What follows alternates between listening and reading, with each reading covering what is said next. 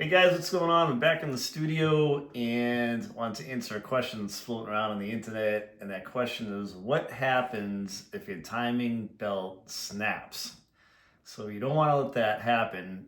And what you want to do is, if you have a vehicle, a new vehicle, any vehicle that you own, Google it, check online to see what the manufacturer recommends as an interval to replace the timing belt or chain. So I did a video on a 2010 Hyundai Accent that I had, and I think the car had over 100 grand on it, and I think the timing belt was original. And on that car, you're supposed to replace it at around 60,000 miles. So brought it down to Steve's shop, and we did a video on how to replace the timing belt on it. But if you have an interference engine, what can happen is if the timing belt breaks, the pistons can hit the valves, and then it can grenade the motor and destroy the engine.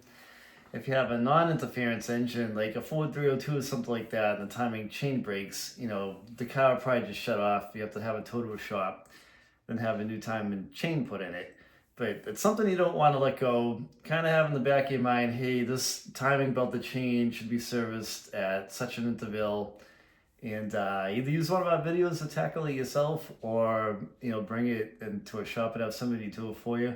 That's something you kind of don't want to let go, and just kind of be aware of it, because you don't want your motor to blow, because that would make for a bad day. So just another quick hit and run. Hope you like these quick short videos to kind of keep you guys informed about different things on your vehicle.